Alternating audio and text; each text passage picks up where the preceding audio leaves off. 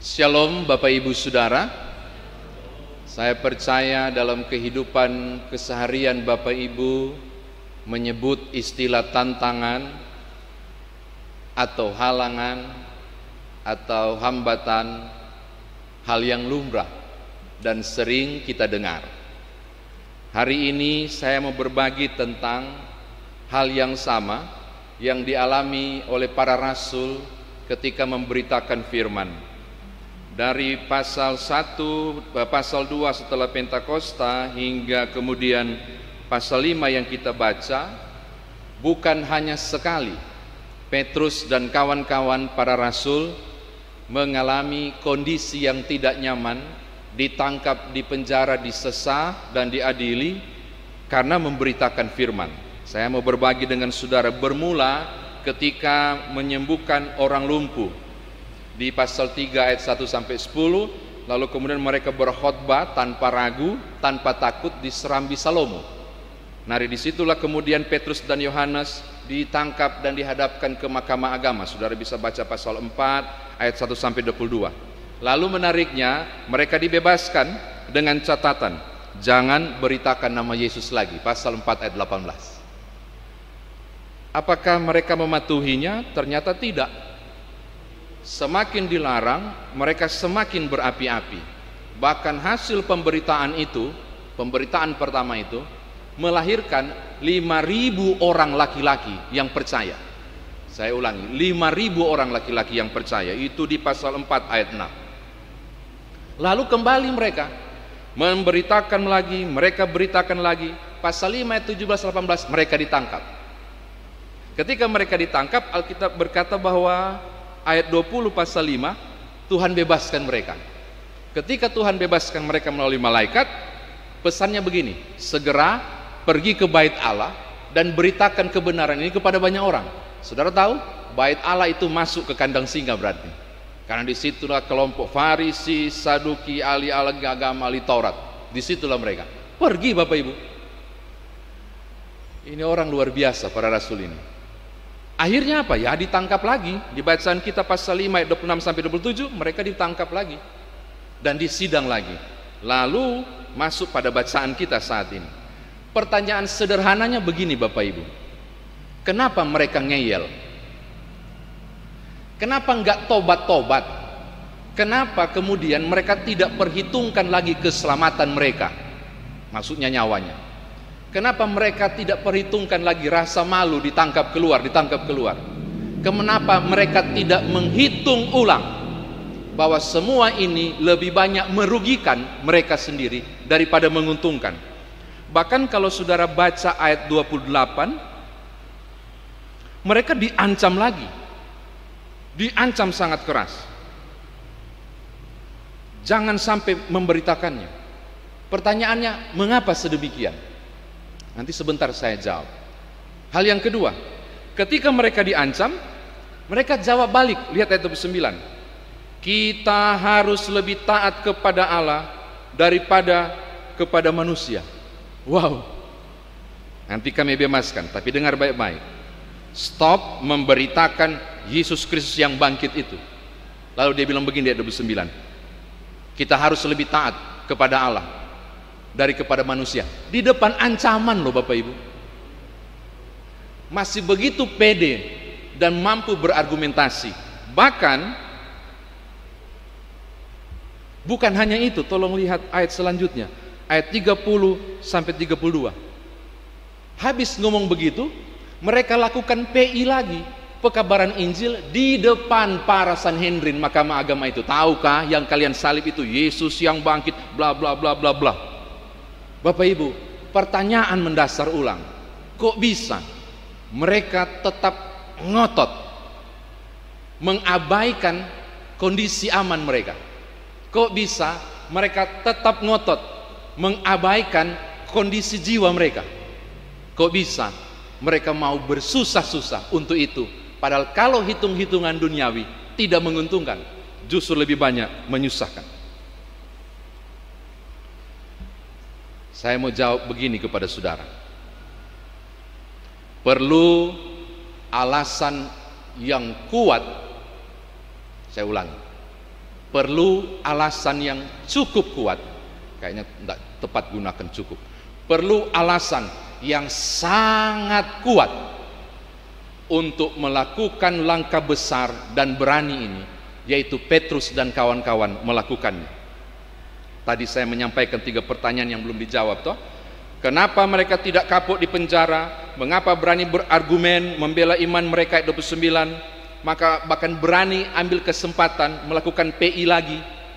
Bahkan tolong lihat ayat 40 41 yang tidak dibaca. Habis dicambuk bukannya nangis, maka happy banget. Mereka pulang dengan gembira. Wow, kami bisa rasakan arti penyiksaan karena pekabaran Injil. Saya mau katakan, maaf menggunakan bahasa yang di atas mimbar, kayak orang bodoh-bodoh. Kayak nggak bisa bedakan mana rasa sakit dengan sukacita yang sesungguhnya. Habis dicambuk, mereka bergirang. Akhirnya kami bisa rasakan apa arti penganiayaan karena pekabaran Injil. Maaf Bapak Ibu, bahasa dunia nggak beres orang-orangnya.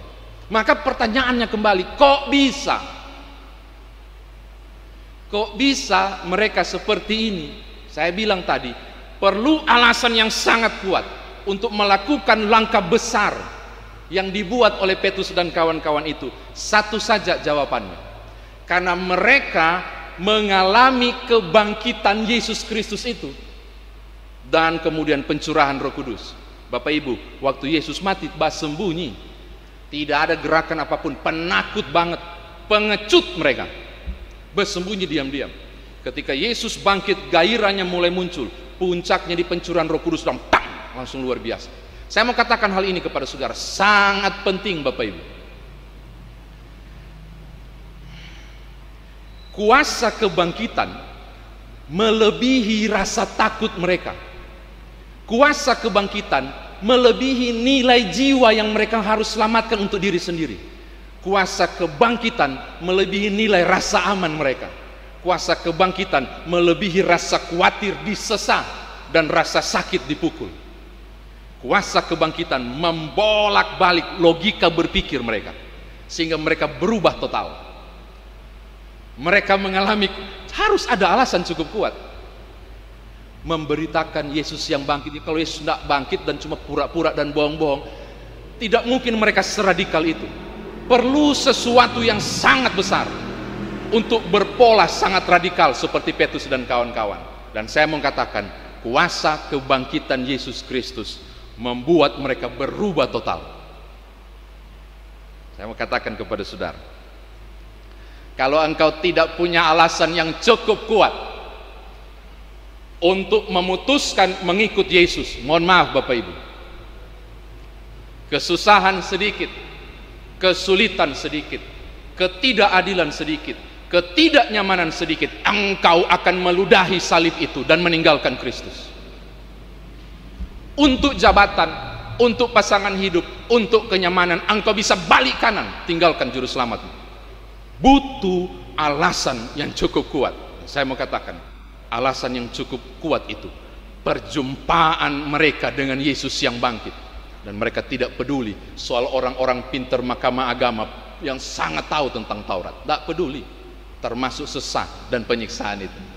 Oke, saya mau katakan, saudara butuh alasan cukup kuat. Dan alasan itu pengalaman perjumpaan dengan Allah, dengan Yesus yang bangkit. Saudara harus berjumpa dengan Yesus yang bangkit. Di mana? Di tiap firman, di tiap kehidupan saudara yang sungguh-sungguh mengalami kehidupan yang diselamatkan. Ini hal yang pertama untuk saudara bawa pulang. Hal yang kedua Bapak Ibu, saya mau berkisah tentang orang yang juga punya alasan yang cukup kuat, alasan yang sangat kuat, hingga dia membuat keputusan yang luar biasa, sehingga disesat sekalipun, bahkan nyawa sekalipun, nggak ada nilainya dibanding imannya. Ini terjadi pada seorang lelaki yang memiliki 2 orang anak dan seorang istri di satu desa namanya Desa Assam di sebelah timur India. Oleh pekabaran misionaris, dia satu-satunya pribadi yang terima Tuhan Yesus, dan itu membuat amarah yang cukup besar di kampung Assam itu, ASSAM, baca Assam ya. Kepala suku mengumpulkan orang di alun-alun, menangkap dia bersama keluarga, dan memaksa dia untuk kembali ke agama purbanya dan meninggalkan Tuhan Yesus. 1880-an kisah ini.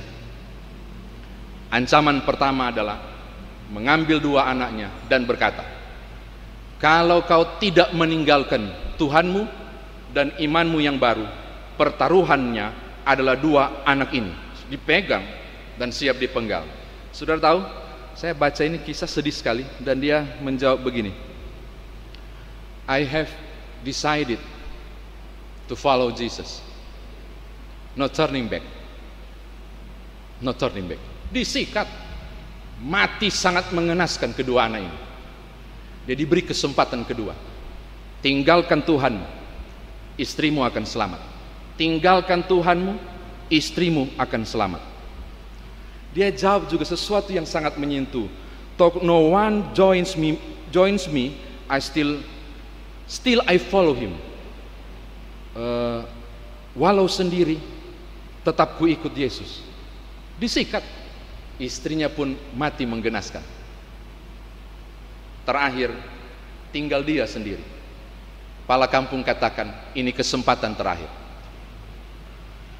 Bapak Ibu, engkau memilih hidup, kata mereka, dia pilih hidup atau pilih mati. Menyangkal Tuhanmu, engkau akan hidup. Saudara tahu, jawaban terakhir itu sangat mengejutkan. Dia bilang begini, the cross before me, the world behind me. Salib di depanku, dunia di belakang. No turning back, no turning back. Habis Bapak Ibu. 4 orang itu mati seketika. Tapi ini bukan endingnya. Justru peristiwa itu menggelisahkan kepala kampung, kepala suku dan orang banyak. Mau cari tahu alasan apa sampai sedemikian dia bilang dia ikut Yesus, mempertaruhkan segala sesuatu. Itu jadi pertanyaan yang cukup tajam. Tidak butuh waktu lama, kepala kampung itu, kepala suku itu pun mengalami perjumpaan dengan Yesus yang bangkit itu. Enggak tahu caranya, melalui kesaksian 4 orang yang mati ini. Cuma karena pertanyaan, kok bisa dia mau mati demi pribadi yang kita enggak kenal itu yang bernama Yesus. Justru pernyataan itu dan pertanyaan itu menggubah sesuatu yang dahsyat dari dirinya. Dan dia kemudian mengumpulkan orang-orang di alun-alun, desa dan kampung Asam itu kemudian mengalami pertobatan massal, dan seluruhnya menjadi desa Kristen terbesar di sebelah utara India. Penginjil Sandur Sundar Singh sekitar tahun 880-an kemudian menggubah kalimat-kalimat itu menjadi salah satu him. Tidak populer Bapak Ibu, tapi kemudian menjadi populer ketika William Reynolds tahun 1958 mengaransemennya, dan kemudian pendeta Billy Graham mempopulerkannya dalam setiap KKR, dan saudara pasti sudah tahu. I have decided to follow Jesus. I have decided to follow Jesus. I have decided to follow Jesus. No turning back, no turning back. Saya mau katakan kepada saudara, engkau butuh alasan yang cukup kuat untuk memutuskan engkau mau ikut Yesus atau tidak. Dan alasan yang cukup kuat itu adalah pertaruhan yang Tuhan buat untuk keselamatan dunia. Perjumpaan dengan Yesus yang bangkit seharusnya membuat saudara mengalami pilihan, no turning back, tidak akan balik. Aku akan mengikut Yesus, keputusanku. Saya mau katakan menutup khotbah ini kepada saudara yang mendengar firman Tuhan ini melalui kanal YouTube.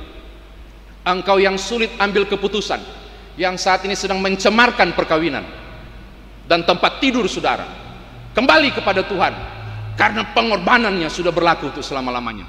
Engkau yang sedang di wilayah abu-abu, mau ke kiri kah atau mau ke kanan, kembali ke Tuhan, no turning back. Putuskan sekarang, karena pengorbanannya sekali untuk selama-lamanya. Engkau harus punya keputusan yang kuat dan alasan yang cukup kuat. Para rasul bilang begini, aku lebih taat pada perintah Allah daripada perintah manusia. Engkau yang sedang tergoda untuk bisnis tertentu dengan cara yang keliru. Engkau yang merasa rugi oleh karena tidak ada promosi jabatan kan kekristenan. Engkau yang merasa terhimpit justru karena sesuatu yang berhubungan dengan agama dan kepercayaan dan imanmu pada Kristus Yesus. Dan engkau mulai ragu, mau lanjutkah atau tidak. Saya mau katakan kepada saudara, no turning back. Jangan balik. Jangan balik kanan tinggalkan Tuhanmu. Tetaplah teguh. Karena kuasa kebangkitan cukup menjadi alasan para rasul untuk mempertaruhkan segala-galanya. Engkau dan aku pun harusnya mampu mengerjakan. Mengikut Yesus, keputusan saudara dan saya. Tetaplah setia. Tuhan berkati Bapak Ibu. Haleluya. Amin.